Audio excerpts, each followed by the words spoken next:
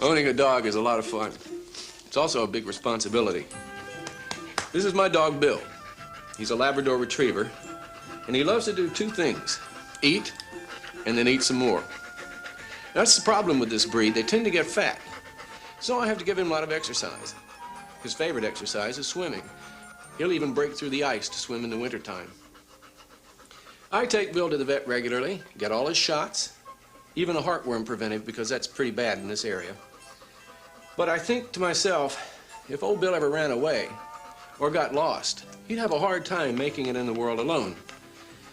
He wouldn't know how to get food or shelter, and he wouldn't be very good at protecting himself. So if he ever ran away, I don't think he'd last long in the wild. But did you know that right now there are thousands of dogs living wild in this country, even in the cities? Well, most of them are runaways, but a lot of them have been dropped off on the highway, and that's about the cruelest thing that people can do. You want a milk bone? Sit up. Good boy. Let's leave Bill here for the moment, and I'll tell you about a book. It's the story of a boy named Daniel and one of those very unfortunate runaway dogs.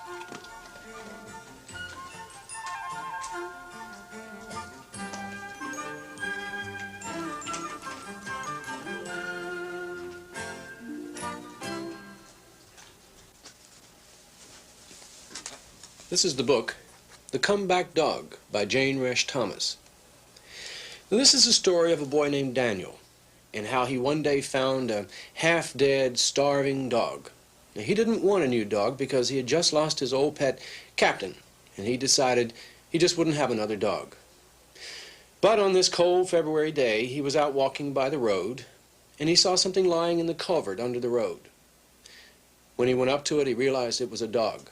He thought it was dead, but when he touched it, it moved.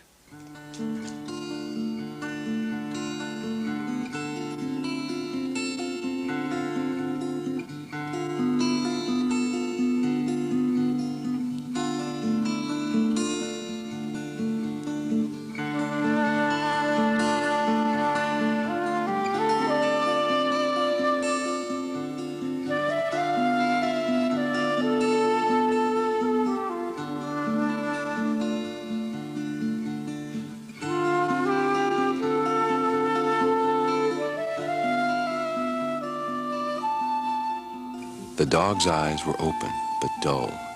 Mud clotted its white fur and made the black patches indistinct. It bared its teeth, but it didn't growl, as if moving its lips took all its strength. Light though it was for its size, it was too big and awkward for Daniel to carry. He ran to get his rusty wagon from under the back porch and put a couple of old gunny sacks in the bottom. Powdery earth from the potatoes that had been stored in the bag sifted into the air, but the dog was so dirty and sick that Daniel thought it wouldn't notice a little dust. He ran back to the culvert with the wagon clattering and bouncing behind him. Hurry, hurry, load the bag of bones into the wagon, cushion its head, ease across the ruts the tractor had made yesterday in the sun-softened mud that was now frozen hard again. Hurry past the chicken coop, past the corn crib. Up the concrete ramp they went and into the barn where Pa and Doc stood, shining a light into the mouth of a cow. Though Daniel was panting too hard to speak, the men took in everything at a glance and moved immediately to help. Well, let's get her off this cold steel so as I can look her over. Doc lifted the dog into a manger that was half full of fragrant hay. Now, where'd you find her? Well, in the culvert at the end of the drive. Do you suppose she was hit by a car and crawled in there to get shelter? I don't know, but she's in bad shape, said Doc. He sucked in his front teeth as he always did when he worried. Gently, he flexed the dog's joints. He prodded her belly and shone the flashlight in her eyes. He listened to her chest through his stethoscope. All the while, the dog lay still and unresisting. "Well, you got yourself a young female here," said Doc. "She looks sound. Don't think she's been in any accidents, but she's near starved to death. Now, just run your hands along those slats." Daniel felt the dog's ribs. "And there's no meat to pad the bone. Doubt she'll make it through the day, Dan." The vet thought for a moment, rubbing his whiskered jaw. "I'm a cowman, of course, and no expert in small animals." "Well, she's a full-grown English setter," said Pa, sizing her up, gauging her quality. "Look at those big paws. Nice, broad muzzle, tall at the shoulder. Rangy, heavy bone dog like this. She'd be a powerful hunter. She could have run all day. What a shame for a fine animal to come to such grief." "You talk as if she's already dead," said Daniel. "Can't we do something for her?" "She's sick to death," said Doc. "We can speed her along. I got some stuff in my bag. One shot will put her out nice and easy. She won't feel a thing but the prick of a needle. It'd be a mercy, Dan." "No!" Daniel shouted. The stanchions creaked as all of the black and white cows swung their heads in unison to stare at him. "I found her," he said in a quieter voice. "I'll take care of her." Doc looked at him over his glasses. Okay, you can try to bring her back. You put her by the stove and try to feed her a spoonful of broth every quarter hour or so. You can try, Daniel, but don't expect any miracles." Daniel took off his parka. With Doc's help, he wrapped it around the big dog and buttoned it. His father picked up the bundle in his arms, cradling it like a baby. The dog's face was white as a skull in the shadow of the hood. Her scraggly, almost hairless tail hung down like an icy rope. "I'll finish up here on my own," said Doc. "You call me tomorrow morning early and tell me how you're doing, Daniel, hear?" The boy nodded. He felt thin and small, shivering there in his shirt sleeves, surrounded by things bigger than himself. The tall, muscular men, the hulking cows, the hugeness of the barn itself. High overhead in the rafters, a pigeon flapped. The cows chewed their hay, noisy and wide-eyed, as if a full mouth were all the world to them. With the same oblivious stare, they would stare at the wall, or whisk flies with their tails, or step unawares on a kitten. Daniel opened the door for his father. "Come on, dog," he said. "You're not dead yet."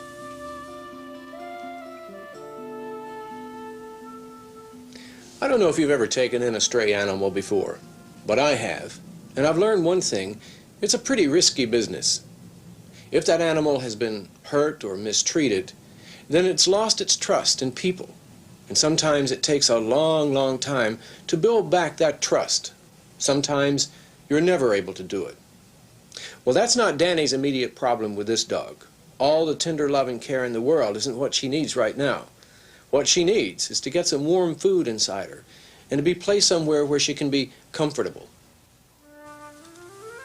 The dog lay behind the stove where he had left her. She lay as still as stone. Dreading that she had stopped breathing, he went indoors but found she was only asleep. She roused and accepted more broth. Mama came into the dining room with an armload of folded laundry. It still smelled fresh from blowing in yesterday's warm wind.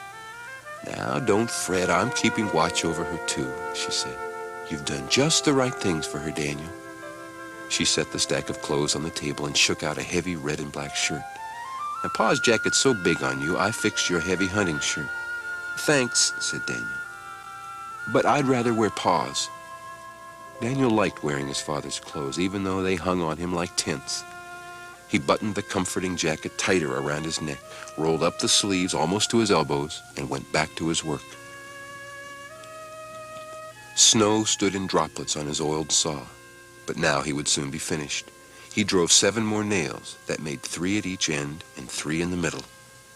Painting would have to wait for a warmer, drier day.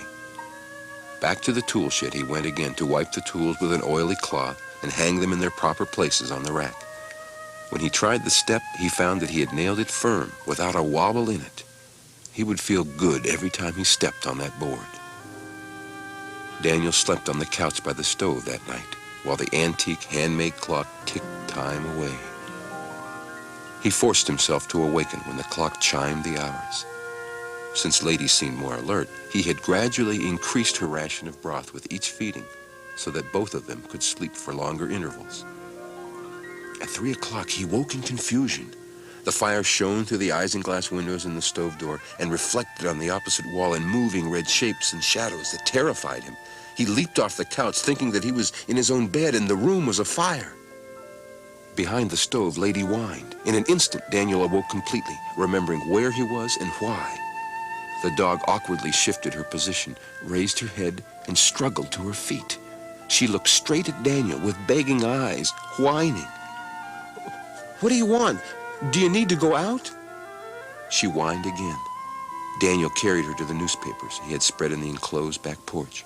She made a small, dark puddle on the papers. Daniel was jubilant. If her body was working, maybe the broth had helped. Maybe she was better. "You're paper trained, so you must have been a house dog somewhere. I wonder where you came from." She whined again as he carried her back to her bed.